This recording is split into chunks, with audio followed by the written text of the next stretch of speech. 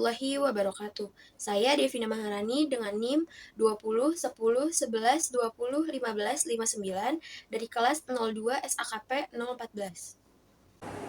Assalamualaikum warahmatullahi wabarakatuh. Perkenalkan, saya Najwa Quratul Ain dengan NIM 24 10 11 20 14 66 dari kelas 02 SAKP 014. Materi yang dibahas pertama adalah perpajakan. Yang dimaksud dengan pajak adalah suatu pembayaran yang dibayar dan dapat dipaksakan untuk dibayar oleh orang atau badan atau harta bendanya kepada yang berwenang dari pemerintah. Biasanya dengan maksud utama dari penggunaan uang tersebut adalah untuk menutup atau membiayai belanja-belanja pemerintah. Nah, pajak itu mempunyai unsur-unsur tertentu. Yang pertama itu ada undang-undang pajak yang mendasarinya.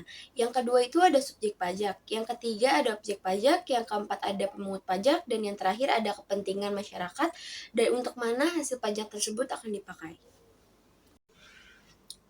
Yang selanjutnya itu ada karakter yudiris pajak. Yang pertama itu pajak dapat dipaksakan. Yang kedua, pajak dapat dipungut satu kali sekaligus atau dipungut secara berulang-ulang. Yang ketiga itu pajak dapat berupa pajak langsung atau pajak tidak langsung.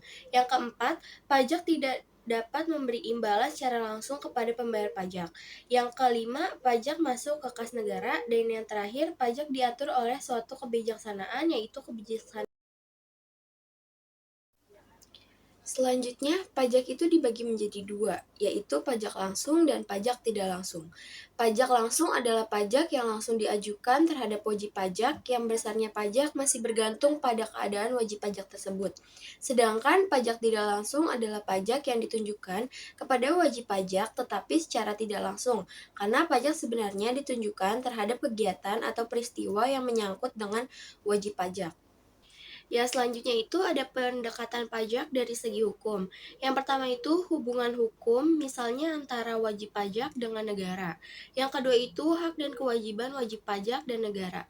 Yang ketiga, siapa yang berhak memungut pajak. Yang keempat, kewajiban pemungut pajak dan wajib pajak. Yang kelima, timbul dan hapusnya hutang pajak. Yang keenam itu sanksi-sanksi hukum dalam pajak.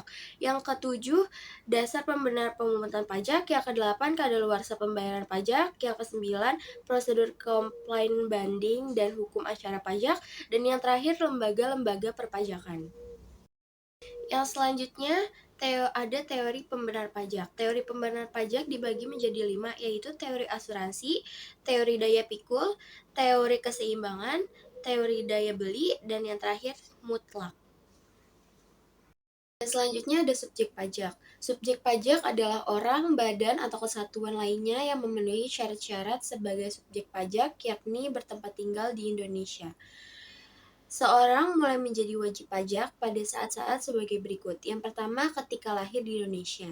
Yang kedua, ketika dia berada di Indonesia meskipun belum menetap di Indonesia. Yang ketiga, ketika dia menetap di Indonesia. Dan yang keempat, ketika wajib pajak merupakan badan pada saat badan tersebut didirikan di Indonesia.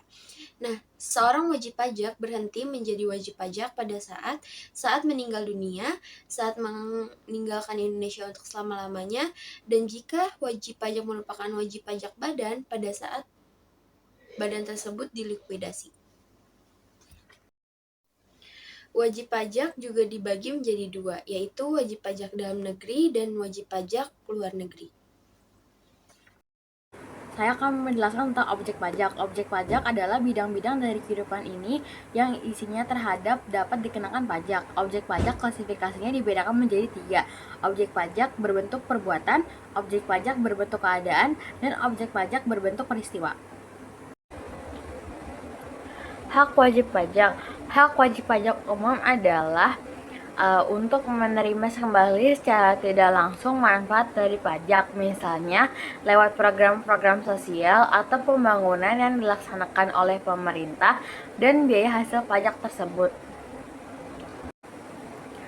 Hak wajib pajak itu dibedakan menjadi 2, ada hak dan kewajiban. Kalau hak, contohnya hak untuk menerima surat pemberitahuan pajak Yang kedua, hak untuk mengajukan penundangan pengajuan SPT. Yang ketiga adalah hak untuk melakukan pembutilan sendiri atas SPT yang sudah dimasukkan. Yang keempat ada hak untuk mengajukan permohonan penundaan dan pengangsuran pembayaran pajak sesuai dengan kemampuan. Yang kelima ada hak untuk memperoleh pengembalian kelebihan pembayaran pajak. Lanjut dengan kewajibannya. Kewajiban yang pertama adalah kewajiban untuk mendaftarkan diri dan meminta nomor pokok wajib pajak atau NPWP. Yang kedua, mengambil sendiri belangko surat pemberitahuan pajak. Yang ketiga, mengisi SPT dengan lengkap. Yang keempat, menghitung dan menetapkan sendiri jumlah pajak yang harus dibayar. Yang kelima, memperlihatkan pembukuan dan data lain yang diperlukan oleh petugas pajak. Lembaga-lembaga pajak. Lembaga pajak ada 10. Yang pertama, Peranata Perundang-undangan Pajak. Yang kedua, Peranata Pengumpulan Data Pajak. Yang ketiga, Peranata Pemberitahuan Pajak. Yang keempat, Peranata Penetapan Pajak. Yang kelima, Peranata Nomor Pokok Wajib Pajak. Yang keenam, Peranata Surat Pemberitaan SPT. Yang ketujuh, Peranata Keberatan Pajak. Yang kedelapan, Peranata Banding. Yang kesembilan, Peranata Peradilan Pajak. Yang kesepuluh, Peranata Paksaan atau Parate Eksekusi. Lalu yang terakhir itu ada kesimpulan dari perpajakan. Pajak merupakan instrumen penting dalam pembiayaan negara dan pembangunan nasional. Dalam dunia bisnis, kewajiban perpajakan tidak hanya menjadi bentuk kontribusi terhadap negara, tetapi juga merupakan aspek hukum yang harus dipatuhi. Pemahaman yang baik mengenai jenis pajak, sistem pemungutan, serta kewajiban administrasi perpajakan sangat penting agar pelaku usaha dapat menjalankan kegiatan bisnis secara legal dan terhindar dari sanksi hukum akibat kelalaian atau pelanggaran.